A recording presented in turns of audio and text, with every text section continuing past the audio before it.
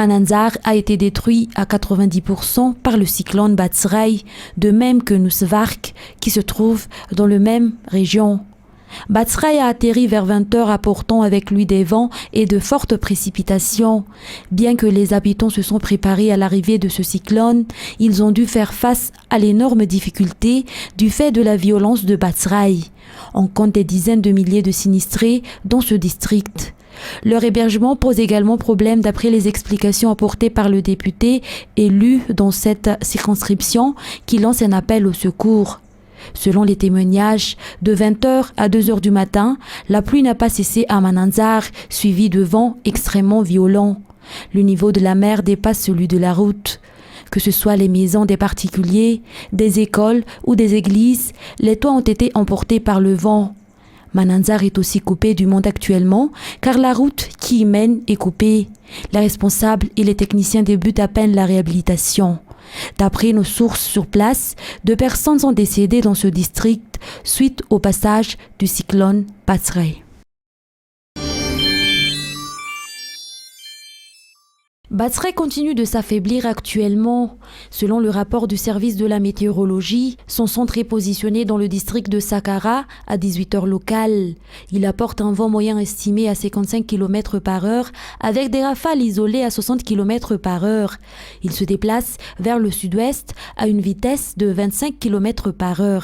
Batsirai ressortira en mer dans le canal de Mozambique au niveau de Tuliar 2 en début de soirée selon toujours les prévisions météorologiques. À part des pluies localement abondantes, Batsirai ne présente plus de danger potentiel. Le niveau d'alerte a été donc modifié comme suit. Vigilance post-aléa bleue pour Vatmanch, Maanour, Antanambao Manaput, Marlamp, Murundav, Maab, Mans, région Vadvav, Fitvnanj, Otmatiach, Amurunmani, Atimotnanan, Vaknakarach, Yurumbe, Atimonjefan, Anos et Anjoui. L'alerte rouge pour la région Analamang face au cyclone Batsirai est levée. Le gouverneur de la région Analamang a donc décrété ce jour la reprise des cours pour tous à partir de ce lundi 7 février 2022. Le ministère de l'Éducation nationale a aussi fait le point sur cette décision. Qu'elle soit publique ou privée, les établissements scolaires reprendront les cours, sauf pour les zones à risque ou celles touchées par des inondations ou des éboulements. Le ministère de l'Éducation nationale a tenu à insister sur le respect des gestes barrières face à la propagation de la Covid-19. Les transports régionaux peuvent aussi reprendre pour la région Analamang, selon toujours le gouverneur de la région Analamang et Rirassou Amarmak ce jour.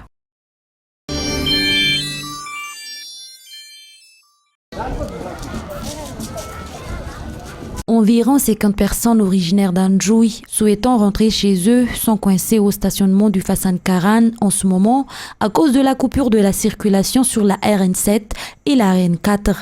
Cela fait 3 jours que ces passagers y sont et se plaignent de l'insuffisance de leurs provisions qui commencent à s'épuiser. Aujourd'hui, le ministre de l'Eau, de l'Assainissement et de l'Hygiène et le ministre de la Pêche et de l'Économie bleue, à la tête d'une délégation, sont venus leur porter secours. Des aides alimentaires leur ont été distribuées afin de subvenir à leurs besoins jusqu'à ce qu'ils puissent reprendre la route. Entre autres, le ministère des Transports est actuellement en train de chercher une solution pour que ces derniers puissent rentrer chez eux.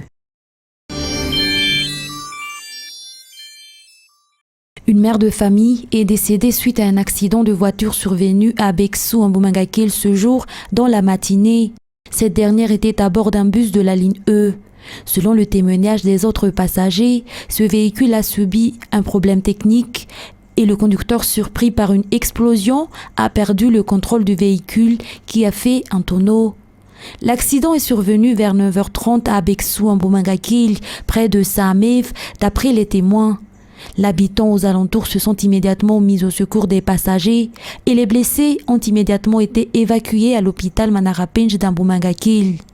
Cette mère de famille, l'un des passagers, est morte sur le coup.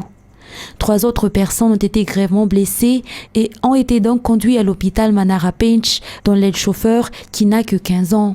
Par la suite, les blessés dont les cas présentaient des complications médicales ont été transférés à l'HJRA.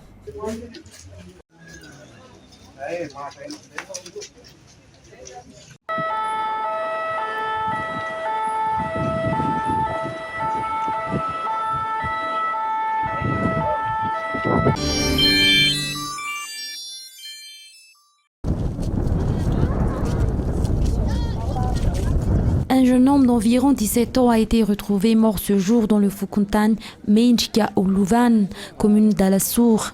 Selon le récit des habitants, cet homme avait eu l'intention de cambrioler un ménage dans ce Fukuntan. Il n'a pas pu arriver à ses fins et a donc été poursuivi par les habitants dans les rizières.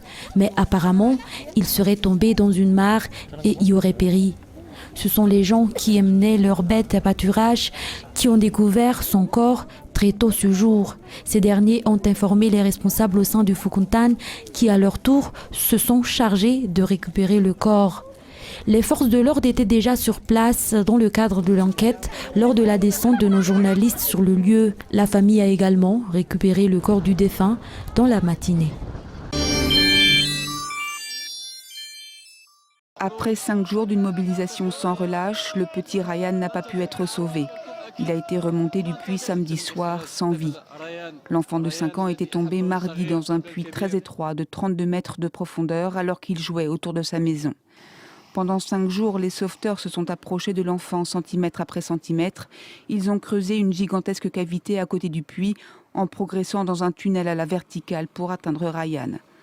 Selon la télévision publique, en fin de matinée samedi, les secours marocains n'étaient plus qu'à 1,80 m de Ryan.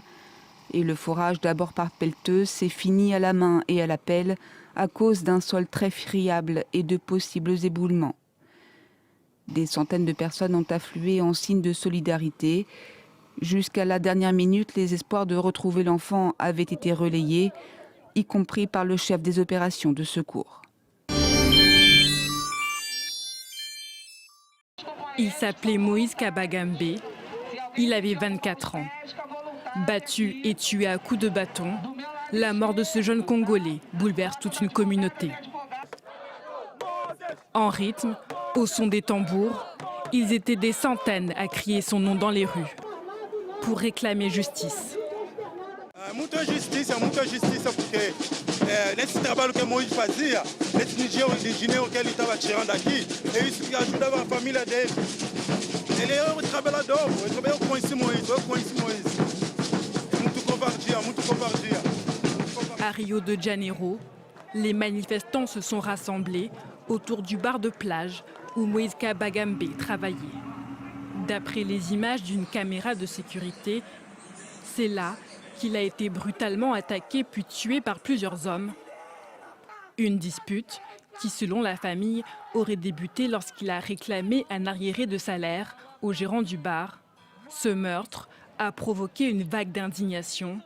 Des manifestations ont eu lieu dans plusieurs villes du pays. Com muita tristeza, nós estamos aqui, mas o outro lado também muito feliz, porque isso é um ato revolucionário. Ver tantas pessoas lutando, né, pela vida do nosso irmão, não somente Moisés, mas também o Durval, lá em São Gonçalo, e por todas as outras vidas, né, que infelizmente estão confundidas por bandido por causa da cor da nossa pele. Então isso é um basta. La police a arrêté 3 personnes impliquées dans le meurtre du jeune Congolais. Le maire de Rio a annoncé que le lieu de l'assassinat deviendrait un mémorial en hommage à Moïse Kabagambe.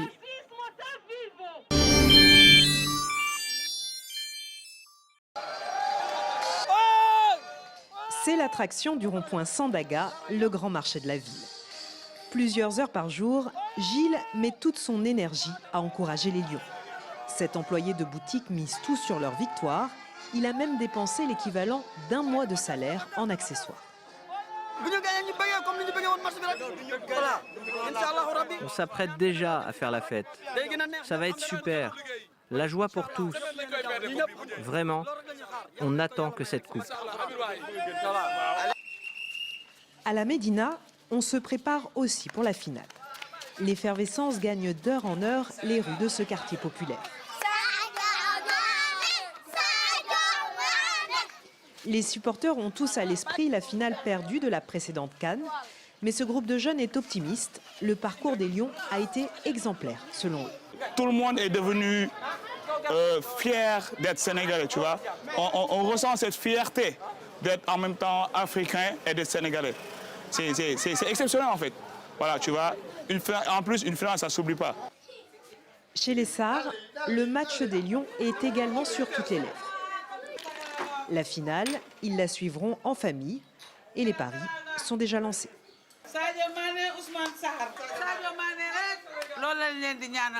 On prie pour les Lions. On espère une victoire nette de 2-0. Ce sera quelque chose d'immense.